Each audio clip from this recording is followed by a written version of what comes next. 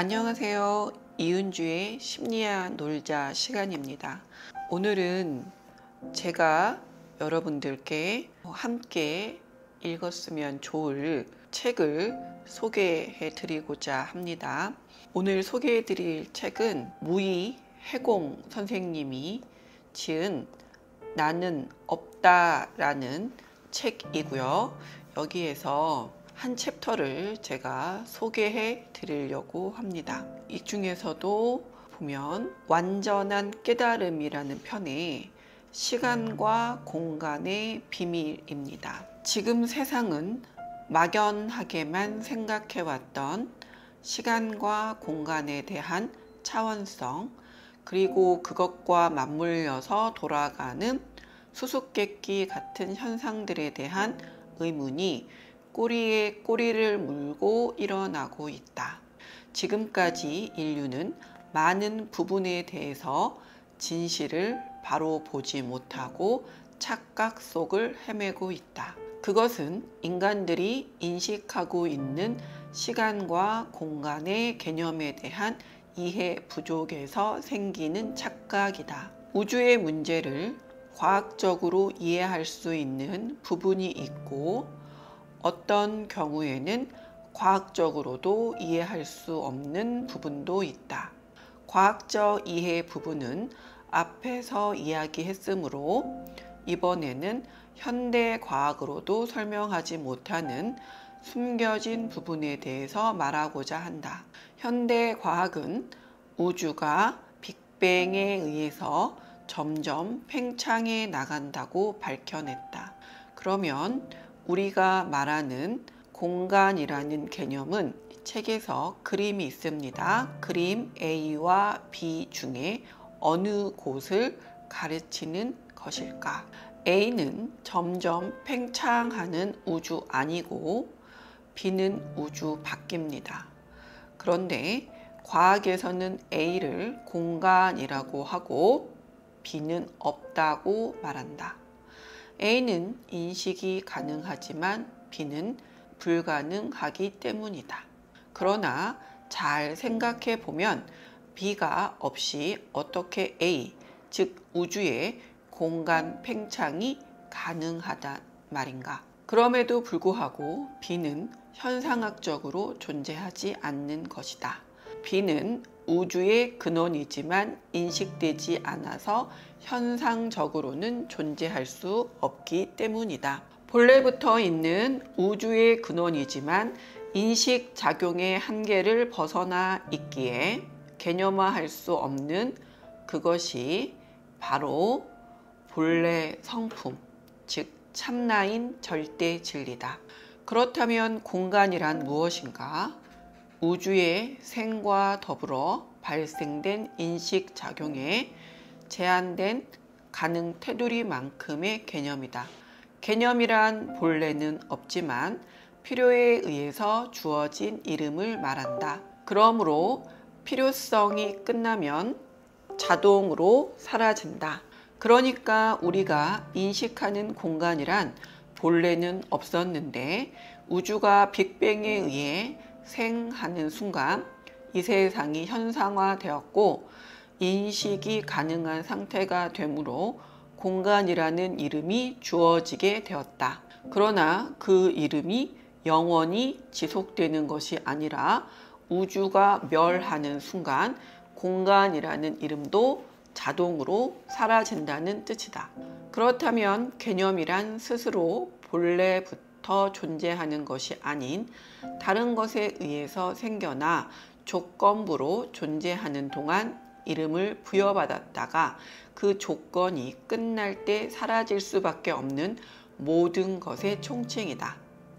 다시 말해서 영원하지 못하고 생했다가 멸할 수밖에 없는 과정을 거치는 모든 것이 개념이다. 그럼 이 세상에서 가장 큰 개념은 무엇일까? 바로 우주다. 우주야말로 생멸작용을 하는 가장 큰 덩어리다. 우주가 개념이라면 우주 안에 들어있는 모든 것은 다 무엇일까? 역시 모두 다 개념이다. 개념 안에 들어있는 것들이 개념이 아니고 뭐란 말인가?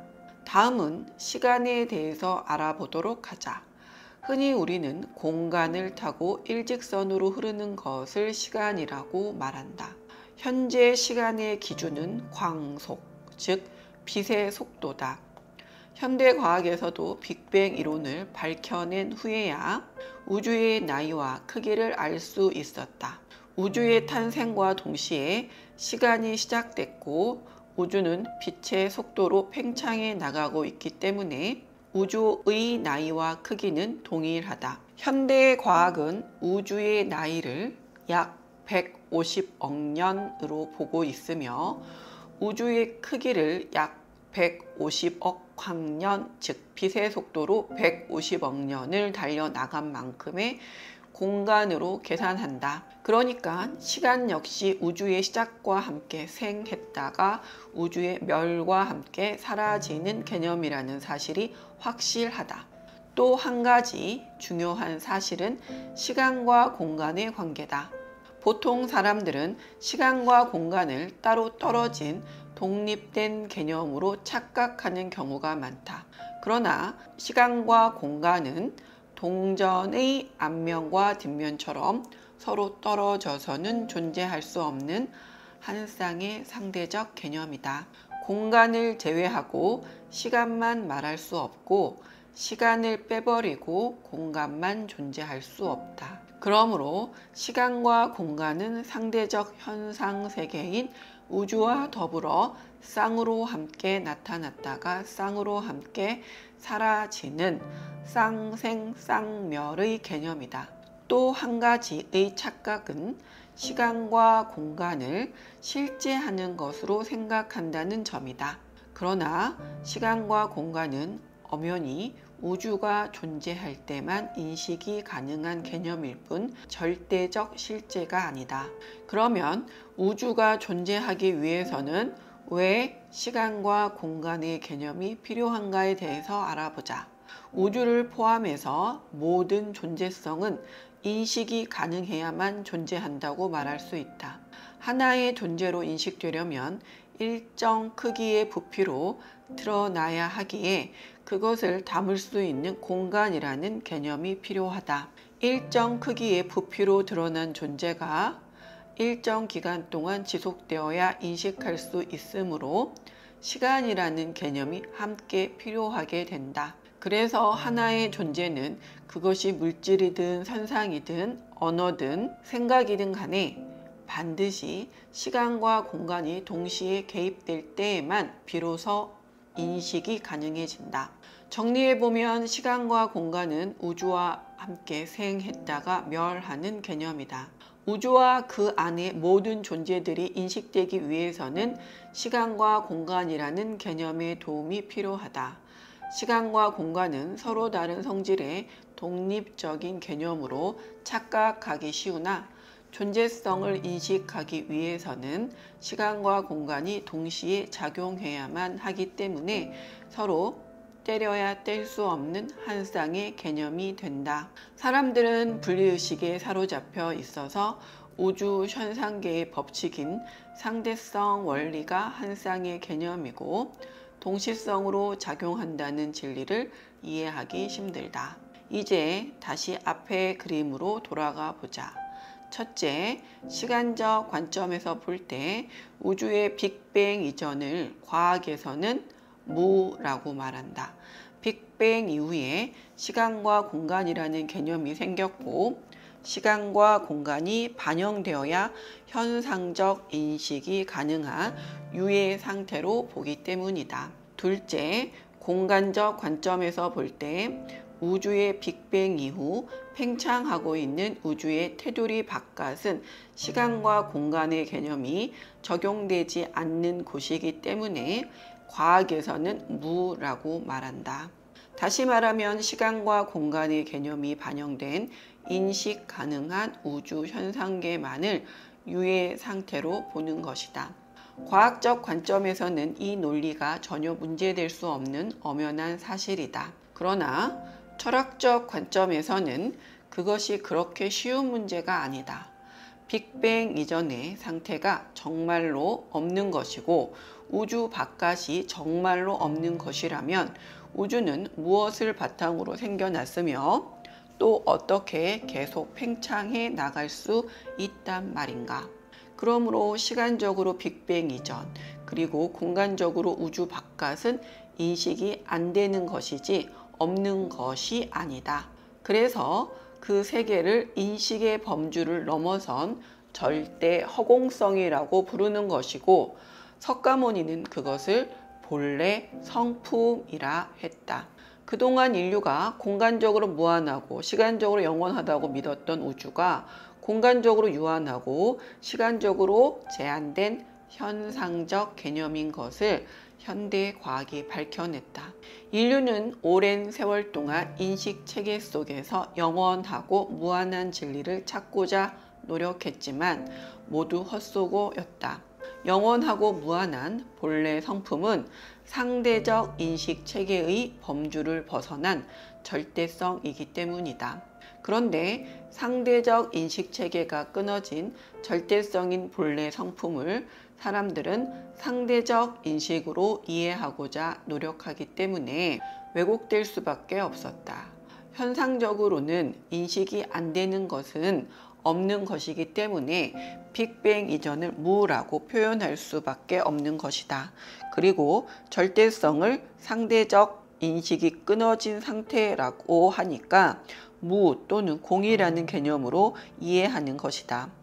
그러나 절대성인 본래 성품에는 유와 무, 색과 공이라는 개념조차 없기 때문에 빅뱅 이전이나 빅뱅 이후라는 시간적 분별과 우주 안이나 우주 밖이라는 공간적 분별 자체가 없다.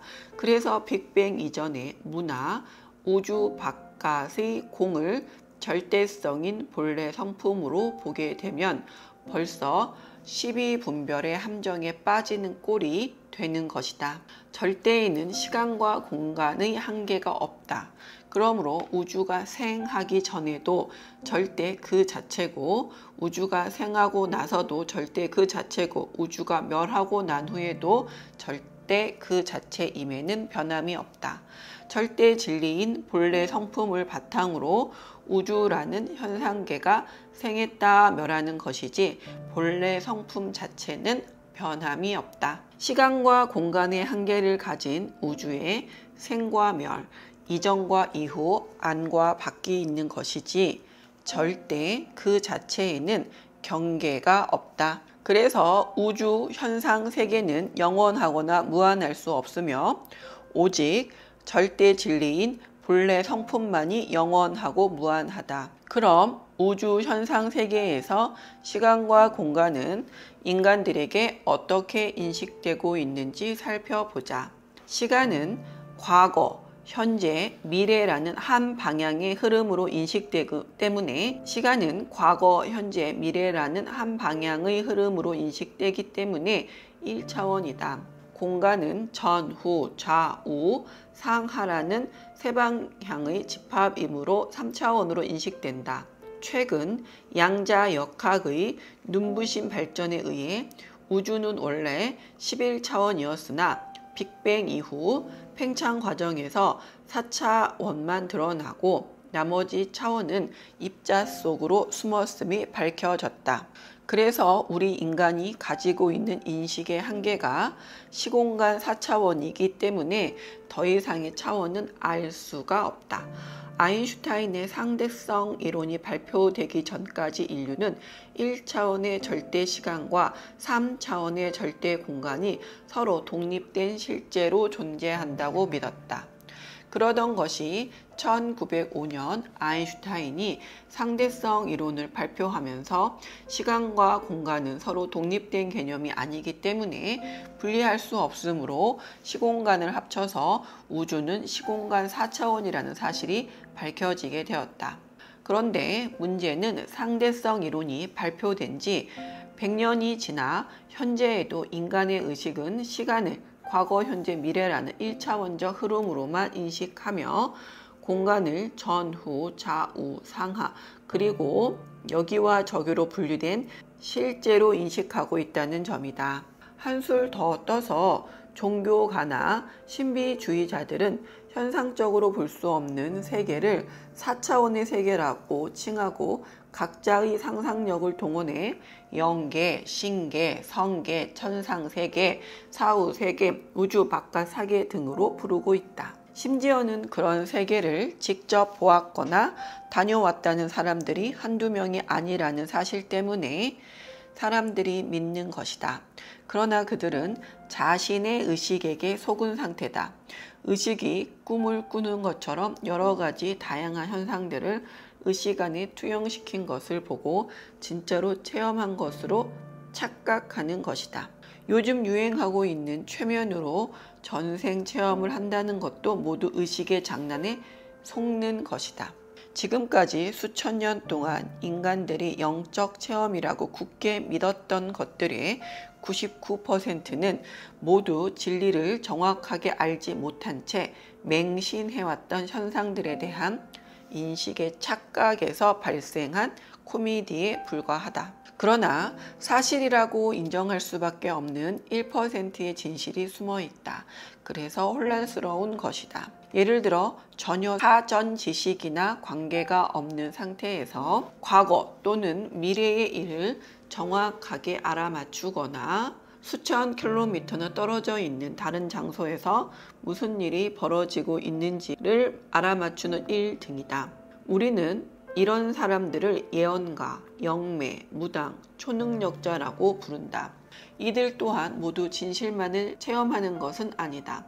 그러나 이들이 체험한 것 중에 단 1%라도 사실적인 진실이 들어있다면 결코 무시할 수 없다. 바로 1%의 진실, 이 부분을 설명하려고 한다. 인류 역사상 뛰어난 예언가들이 여럿 있었다. 고대에도 있었고 현대에도 있다. 종교 안에도 있고 종교 밖에도 있다. 그 중에서도 중세 유럽의 노스트라다무스, 20세기 미국의 잠자는 예언가 에드가 케이시, 한국의 조선시대에 살았던 남사고, 이름을 갖춘 채 여러 사람에게 대를 이어 비전되며 기록된 정감록 등이 대표적인 예언가나 예언서다. 그 외에도 세계적으로 검증된 예언들이 많이 있다. 사람들은 대예언가들의 예언이 90% 이상 적중했다는 것에 감탄하지만 정작 그 속에 담겨진 진실은 보지 못하고 있다. 어떤 사건에 대해서 100년 전에 예언을 했는데 그 일이 그대로 일어났다면 이것은 무엇을 뜻하는 것일까? 사람들은 예언한 사람의 초능력에 경악을 금치 못하겠지만 중요한 것은 그런 피상적인 사실이 아니다. 100년 후의 사건을 미리 봤다는 사실은 모든 것은 이미 결정되어 있다는 것을 뜻한다. 이처럼 단순 명료한 진실을 사람들이 받아들이지 못하는 이유는 매 순간 자신의 자유의지로 결정하고 행동한다고 믿고 있기 때문이다. 이 우주는 상대성 원리에 입각한 현상 세계이므로 독자적 자유의지란 있을 수 없다. 즉, 나의 생각과 말과 행동은 그때그때의 상대와 주고받는 쌍방향적 공동결정이라는 것이다. 인간관계뿐 아니라 우주 전체가 이렇게 연결되어 있어서 한치의 오차도 없이 정확하게 정해진 대로 흘러가고 있는 것이다. 그럼 어디까지 정해져 있는 것일까? 작게는 한 생명체의 탄생에서부터 죽음까지, 크게는 우주의 생성에서부터 소멸까지의 일체가 정해져 있다. 모든 것이 정해져 있지만 인간의 유치한 의식 차원으로는 한치 앞을 볼 수 없기 때문에 매 순간마다 일어나는 생각과 말과 행위를 자신이 판단하고 결정해서 하는 것처럼 착각한다. 그런데 예언가들은 보통 사람들과 달리 어떻게 해서 미래를 볼 수 있는 것일까? 이 의문을 풀기 위해서는 시간과 공간이라는 개념이 품고 있는 비밀을 알아내야 한다. 현재 인간의 우주에 대한 인식 차원은 3차원 공간에 1차원 시간을 합해서 시공간 4차원이라고 했다. 그런데 평상시 의식 상태인 베타파 상태에서는 시공간 4차원을 통째로 보지 못하고 의식이 머물고 있는 부분적 시간과 부분적 공간에 제한되는 것이다. 즉, 공간적으로 여기에 있으면서 저기를 인식할 수가 없다. 그러나 명상이나 종교적 수행을 통해서 의식이 알파파나 세타파로 접속하게 되면 현실 인지 기능은 차단되고 부분적 시공간성의 제약을 뛰어넘는 인식 상태가 열리게 된다. 이런 뇌파의 변화는 잠을 잘 때에도 현실에 대한 인지 기능이 차단되므로 비현실적 의식 상태인 꿈을 꾸게 되는 것이다. 이렇게 알파파나 세타파 상태에서는 평상시에 볼 수 없었던 비현실적 현상들을 강렬하게 체험하게 된다. 그러나 이러한 체험들은 평상시 잠재의식 속에 깊이 내재된 고정관념들의 영향을 받아서 왜곡된 채로 의식의 표면으로 떠오른다. 예를 들어 기독교인이라면 천국과 지옥을 체험하거나 예수님을 만났다거나 하는 등이고, 불교인은 극락세상에 가서 부처님이나 보살들을 만나거나 조상들을 만났다는 등의 체험이다. 얼마 전부터는 UFO와 외계인을 직접 보았다는 사람들이 있고, 그 외에 귀신을 보았다는 사람, 전생을 보았다는 사람, 영계를 다녀왔다는 사람 등등 헤아릴 수 없을 정도로 많고 다양한 체험들을 한다. 그렇다고 해서 그들이 거짓말을 하는 것은 아니다. 그들은 분명히 그런 체험들을 강렬하게 했기 때문에 그대로 믿는 것이다. 그러나 그들이 직접 체험했다고 해서 모두 진실은 아니다. 거짓 정보에 의해 형성된 고정관념이 잠재의식 속에 또아리를 들고 앉아서 자신도 모르게 의식을 끊임없이 왜곡시키고 있기 때문이다. 다시 말해서 자신이 믿고 있는 방향으로 체험을 한다는 것이다. 기독교인은 부처님을 만나지 않고 불교인은 예수님을 만나지 않는다.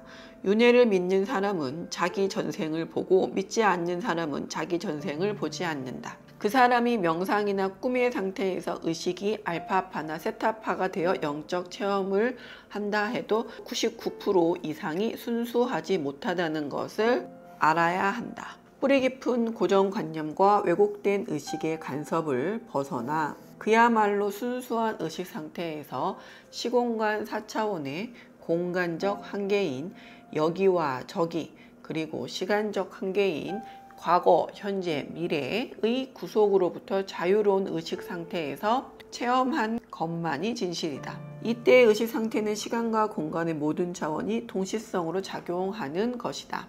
그러므로 100년 후의 사건을 현 시점에서 볼 수 있다는 것은 과거, 현재, 미래라는 시차성이 무너지고 오직 동시성으로 작용할 때 가능해진다. 또한 수만 킬로미터 떨어져 있는 장소에서 일어난 미래의 사건을 여기서 볼 수 있다는 것은 여기저기라는 공간의 제한이 무너지고 여기와 저기가 동시성으로 인식될 때 가능한 것이다. 어떻게 이런 일이 가능할까? 본래 진리 세계인 절대성에는 시간과 공간의 차원이 없기 때문이다. 시간과 공간이라는 개념은 우주가 생하는 과정에서 물질이 드러나고 그 물질을 인식하기 위해 어쩔 수 없이 도입된 개념일 뿐이다. 시간과 공간이 본래부터 있었다고 착각하면 안 된다. 시간을 과거, 현재, 미래라는 일직선상의 흐름으로만 인식하게 되면 그것이 고정관념이 되어서 시, 공간의 동시성을 알지 못하고 개념의 틀 속에서 허우적거리게 된다. 시간과 공간은 본래 없다. 그러므로 우주 현상계 안에서 벌어지고 있는 모든 사건은 한바탕 꿈일 뿐이다. 자, 제가 이 책을 읽고 많은 부분 공감을 하고 많은 부분 경탄을 금치 못했던 책입니다. 그 중에서 제가 시간과 공간에 대한 비밀을 읽어드린 이유 중에 하나는 결국 인간은 자기가 믿고 있는 방향으로 체험을 한다는 것입니다. 자, 여러분, 부정적인 생각을 통해서 또 부정적인 믿음을 갖고 부정적인 체험을 하시겠습니까? 아니면 긍정적인 생각과 긍정적인 믿음을 갖고 긍정적인 상황과 사건을 체험하시겠습니까? 자, 이제 여러분들의 선택입니다.